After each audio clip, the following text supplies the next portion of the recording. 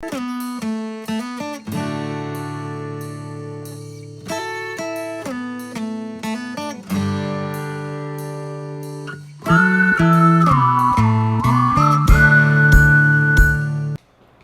हिंद बच्चों, PRS the future academy के digital platform पे आप सभी बच्चों का हार्दिक स्वागत है।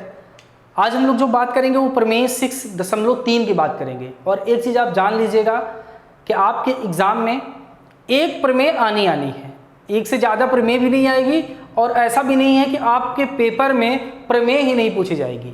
एक प्रमेय तो हर हाल में पूछी जाएगी, इसीलिए ये चैप्टर 12 नंबर से पूछा जाता है। एक प्रमेय पूछी जाएगी और जो 8 नंबर की है वो क्वेश्चन पूछे जाएंगे, ठीक है। इसलिए जो इसकी प्रमेय है ना उसको बहुत ध्यान से पढ़िएगा। अभी तक हमने बीपीटी प्रमेय पढ़ाया है और बीपीटी का विलोम पढ़ाया है जी। उन दोनों में बीपीटी प्रमेय बहुत ज़्यादा इंपॉर्टेंट है, वो बहुत बार पूछी गई है, इसीलिए उसको ध्यान से आप लोग पढ़ लीजिएगा।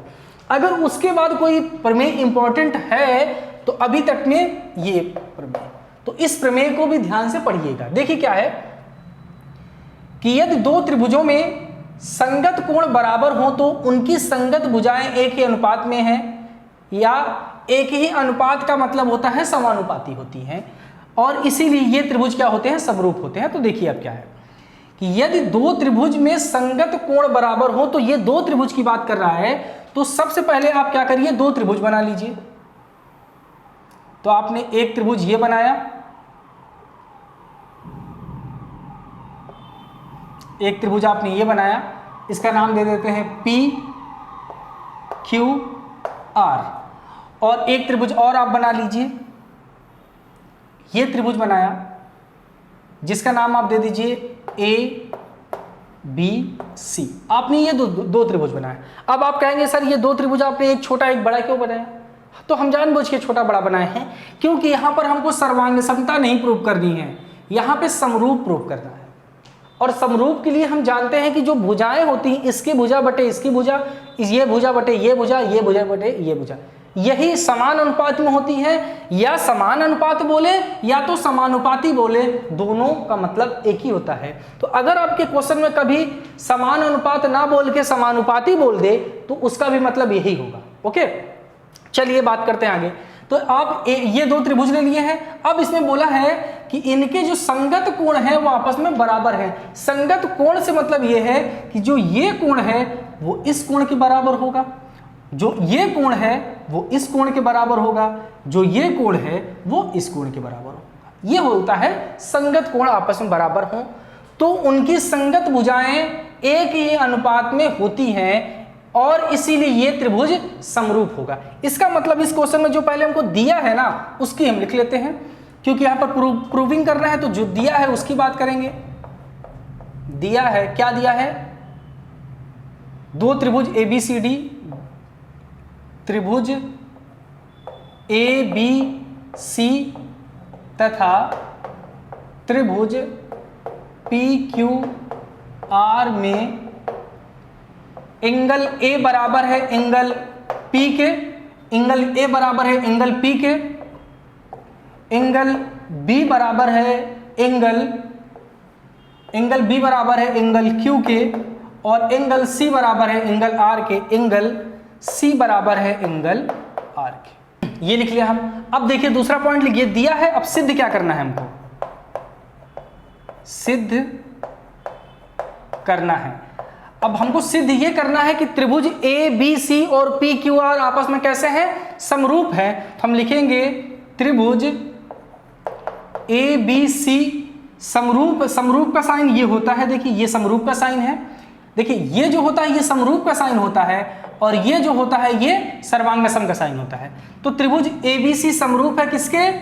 पी क्यू आर के, ये आपस में समरूप है। तो जब समरूप होता है तो उसकी एक और शर्त होती है कि जो भुजाएं ये समानुपाती होती हैं, मतलब इस भुजा का अनुपात बराबर इस भुजा का अनुपात। हम जब इसको स्टार्ट किए तो वहां पे अच्छे से समझाए हैं, ठीक है। तो इसका मतलब जब अगर ये समरूप होंगे तो इसका मतलब ये होगा कि ए बी का जो अनुपात होगा A B upon P Q बराबर होगा A C upon P R के, A C upon P R के, ये बराबर होगा B C upon Q R के। इसका मतलब इसमें इस क्वेश्चन में अगर हम ये तीनों साइडों को बराबर दिखा देते, इन तीनों साइडें के जो अनुपात हैं उनको बराबर दिखा देते, तो हम ये कह सकते हैं कि जो त्रिभुज ए बी सी है और जो पी क्यू आर है ये आपस में कैसे हैं, समरूप हैं। तो हमने यहां तक की बात कर दिया। अब इसमें जो एक हर जितने भी आप थ्योरम पढ़ेंगे उसमें आपको रचना करनी पड़ेगी। तो जो इसमें रचना करेंगे आप, वो रचना कैसे करेंगे, देखिए अब हमको समरूप सिद्ध करना है। तो अगर हमको समरूप सिद्ध करना है तो इसमें हम समरूपता की कोई भी कॉन्सेप्ट नहीं लगाएंगे। तब दूसरा हमारे पास बचता है कॉन्ग्रुएंसी, सर्वांग समता। तो सर्वांग समता बनाने के लिए क्या करेंगे इसको कि हम इसमें इस त्रिभुज में कुछ ऐसा कर दें कि ये पूरा का पूरा त्रिभुज इसमें फिक्स हो जाए। सर्वांग समता यही होती है कि सर्वांग समता में क्या होती है कि तीनों एंगल बराबर होते हैं और तीनों साइडें बराबर होती हैं। क्या होता है, तीनों एंगल बराबर होते हैं उसके और तीनों साइडें बराबर होती है, किसकी, सर्वांग समता की। और तो इसका मतलब इसका हम इसमें कुछ ऐसा करें कि ये जो त्रिभुज है इसमें फिक्स हो जाए। हम क्या करते हैं कि जैसे ए बी के बराबर यहां से दूरी लेते हैं, एक बिंदु लेते हैं इस बिंदु जगह पे, और ए सी के बराबर यहां से दूरी लेते हैं और इस बिंदु पे लेते हैं यहां पर। इसको हम कुछ भी नाम ले लेते हैं, यहां पे डी ले लेते हैं और यहां पर ई ले लेते हैं। डी से क्या कर देते हैं, ई को मिला दिया। तो जो त्रिभुज, अब ये देखें नया त्रिभुज बन गया क्या, पी डी ई। ये समरूप हम सर्वांगसम दिखाएंगे किसके, ए बी सी के, तब हमारा काम कुछ आगे बढ़ेगा। तो इसमें जो रचना करेंगे, रचना थोड़ा सा आपको दिमाग में रखना होगा। रचना इसमें क्या कर देंगे, पी क्यू पर बिंदु डी तथा पी क्यू पर बिंदु डी तथा पी आर पर बिंदु ई, पी आर पर बिंदु ई कुछ इस प्रकार लिया, कुछ इस प्रकार लिया कि कुछ इस प्रकार हम लिए हैं कि ए बी बराबर किसके है, पी डी के हो जाए। हम कुछ इस प्रकार लिए हैं कि ए बी बराबर हो जाए किसके, ए बी बराबर हो जाए पी डी के, ए बी बराबर हो जाए पी डी के, और ए सी बराबर हो जाए पी ई के, ए सी बराबर हो जाए पी ई के। ठीक है, ये हमने रचना से लिया कि हम कुछ इस प्रकार लें कि ए बी बराबर हो जाए पी डी के और ए सी बराबर हो जाए पी ई के। हमने ये चीज लिख लिया। ओके, अब हम बात करेंगे, देखिए त्रिभुज में, देखिए अब हम इस त्रिभुज की ए बी सी और पी डी ई की बात करेंगे। त्रिभुज ए बी, अब यहां से स्टार्ट करेंगे क्या, यहां तक तो हमने रचना किया है, यहां से हम प्रूविंग स्टार्ट कर रहे हैं। ठीक है, यहां से हम प्रूविंग स्टार्ट कर रहे हैं। अब त्रिभुज लेंगे ए बी सी और त्रिभुज पी डी ई में, पी डी ई में, इसमें अब देखेंगे ध्यान से। अब अगर इसको हमको क्या दिखाना है, हमको दिखाना है सर्वांगसम। अब सर्वांगसम हम क्यों दिखा रहे हैं उसका भी हम अभी आपको पता चल जाएगा हमने सर्वांगसम क्यों दिखाया है। तो अगर ए बी सी और पी डी ई में देखेंगे तो एंगल ए बराबर है एंगल पी के। कहां से हमको पता है, एंगल ए बराबर है एंगल पी के, ये तो हमको दिया है। तो हम इसको लिख सकते हैं कि एंगल ए बराबर है एंगल पी के। कहां से हमने लिखा है, ये दिया गया है। ओके, चलिए यहां से बात हो गई। उसके बाद एक और चीज क्या है कि ए बी बराबर है, जो ए बी है वो बराबर है किसके, पी डी के। जो ए बी बराबर है पी डी के। और क्या है, जो ए सी बराबर है किसके, पी ई के। ए सी बराबर है पी ई के। ये कहां से आया है, ये दोनों आया है रचना से आया है, क्योंकि यहां पर देखिए यही चीज लिखा है, ये आया है रचना से, ये आया है रचना से। इसका मतलब अब ध्यान से देखिए कि अगर दो त्रिभुज के, ये देखिए ये साइड इस साइड के इक्वल है, ये साइड इस साइड के इक्वल है, ये एंगल इस एंगल के इक्वल है, तो साइड एंगल कसौटी के आधार पर हम कह सकते हैं कि त्रिभुज ए बी सी और पी डी ई क्या है, सर्वांगसम है। जो हम पढ़ते हैं ना side side angle, angle angle side, ये समरूपता में भी है, सर्वांग समता में भी है। तो साइड एंगल साइड की कसौटी के आधार पर हम ये कह सकते हैं कि जो त्रिभुज ABC है और जो PDE है ये आपस में कैसे हैं, सर्वांग सम है। तो हम यहां लिखेंगे SAS साइड एंगल साइड की कसौटी के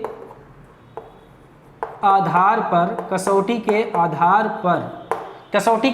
पर त्रिभुज ABC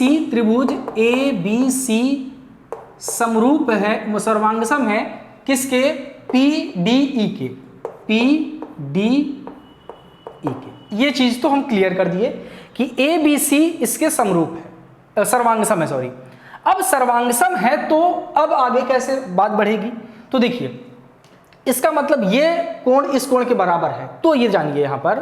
अब आपको यहां पर एक चीज और जानना है, त्रिभुज की जो समरूपता होती है उसका ये रूल होता है कि अगर दो त्रिभुज आपस में समरूप हैं तो उनकी संगत भुजाएं भी आपस में क्या होती हैं, समरूप होती हैं। तो ये भुजा तो इस भुजा के समांतर है, तो बच कौन कौन सी भुजा रही है, ये भुजा बच रही है इस भुजा के बराबर और ये भुजा बच रही है इस भुजा के बराबर। तो हम इसको लिख देंगे एंगल, यहां पर देखिए एंगल B बराबर किसके हो जाएगा, एंगल D के, और एंगल C बराबर किसके हो जाएगा, एंगल C बराबर किसके हो जाएगा, एंगल E के।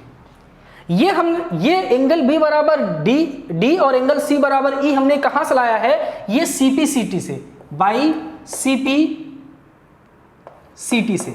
इसका फुल फॉर्म होता है corresponding part of congruence triangle, ठीक है, corresponding part of congruence triangle इसका फुल फॉर्म होता है। यहां से हम लाते हैं कि एंगल B बराबर हो जाएगा एंगल D के और एंगल C बराबर हो जाएगा एंगल E के, ये दोनों बराबर हो गए। अब यहां पर अगर ध्यान से देखें तो हमने अभी बताया कि जो एंगल B है वो एंगल Q के बराबर है। इसका मतलब जो एंगल B है वो किसके बराबर है, एंगल Q के, और यहां पर अभी हम दिखा रहे हैं कि जो एंगल B है वो किसके बराबर है, एंगल D के। इसका मतलब जो एंगल D है वो किसके बराबर हो जाएगा, एंगल Q के बराबर हो जाएगा। समझ में आया कि एंगल D किसके बराबर हो जाएगा, एंगल Q के।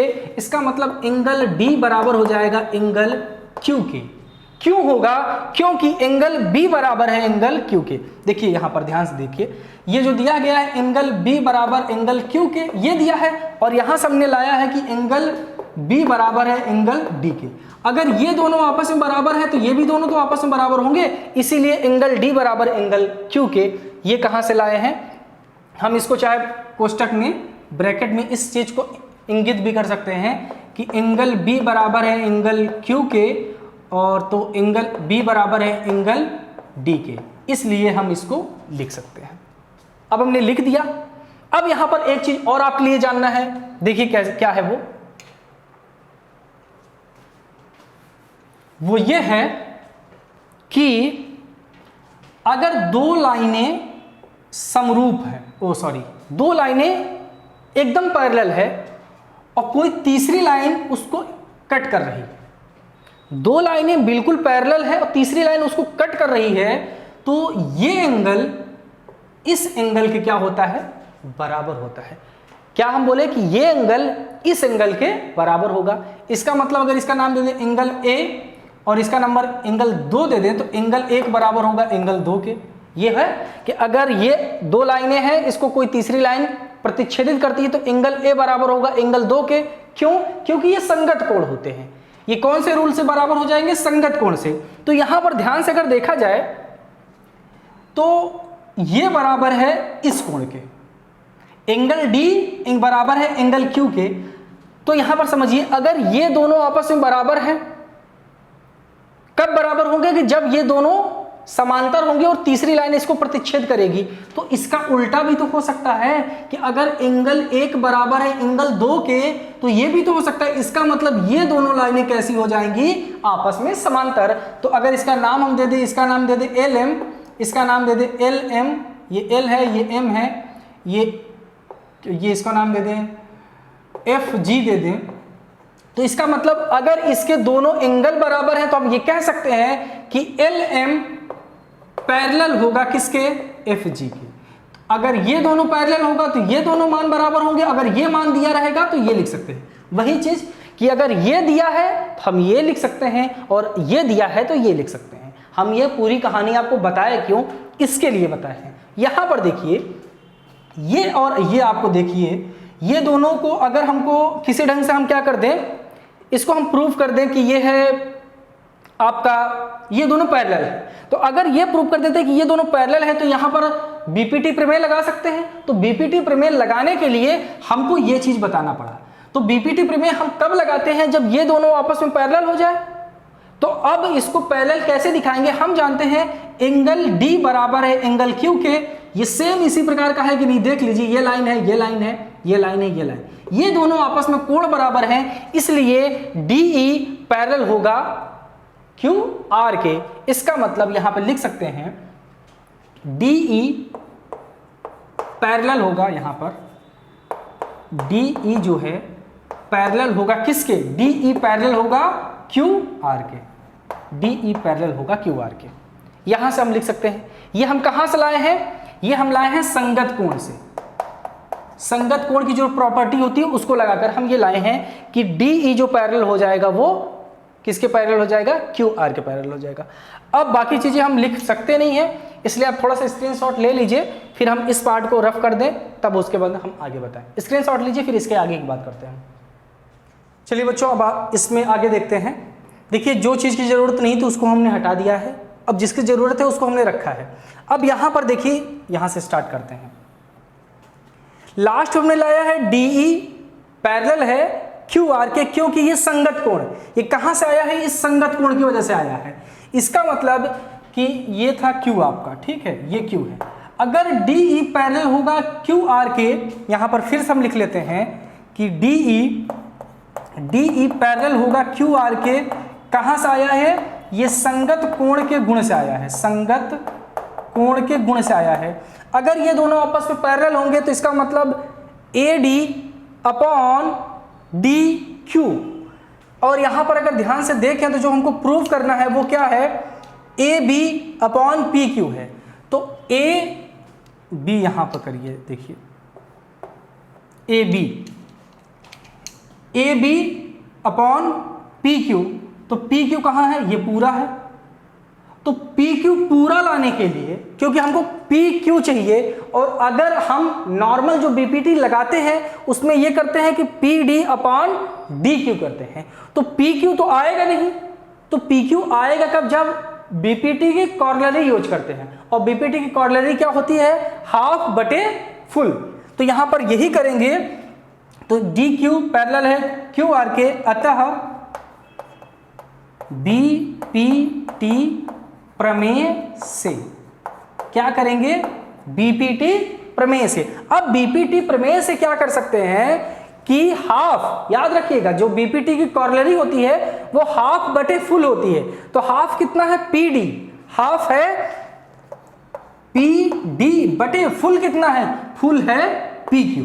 याद रखिएगा हाफ बटे फुल होता है PD अपॉन PQ बराबर होगा अब किसके, हाफ बटे फुल। तो PE बटे PR के, क्योंकि यहां पर हमको देखिए यहां पर PR भी चाहिए, इसलिए हाफ बटे फुल करेंगे तो PE बटे PR आएगा, PR आएगा। ओके, यहां से हम ला दिए। अब अगर इसको यहां पर हम लिख देते हैं, चलिए अब इसको देखिए, लिखेंगे PD बटे PQ बराबर PE बटे PR के, ठीक है। अब यहां से ध्यान से देखिए, हमको लाना है AB बटे PQ और आ रहा है PD बटे PQ। इसका मतलब PD अगर हट जाए तब, तो यहां पर देखिए जो PD है, PD अभी यहां पर जो आपने रचना किया था, रचना में आपने ये दिखाया था ना कि जो PD है वो किसके बराबर है, AB के। रचना में आपने यही दिखाया था ना कि यहां से अगर रचना को हम थोड़ा सा दिमाग में अपने रखें, तो जो PD था कि PD का जो मान था वो किसके बराबर था, AB के बराबर में। आप अपनी स्क्रीनशॉट में देखिए वो है कि जो PD है वो AB के बराबर में है। तो PD की जगह पे हम क्या लिख सकते हैं, AB बटे PQ कर सकते हैं, बराबर ये PE है, ये क्या है PE, मतलब ये PE, और यहां पर हमको PE नहीं चाहिए, क्या चाहिए AC। तो PE जो किसके बराबर था, PE बराबर था किसके, AC के बराबर में AC। तो जहां पर P है वहां पर AC बटे PR के।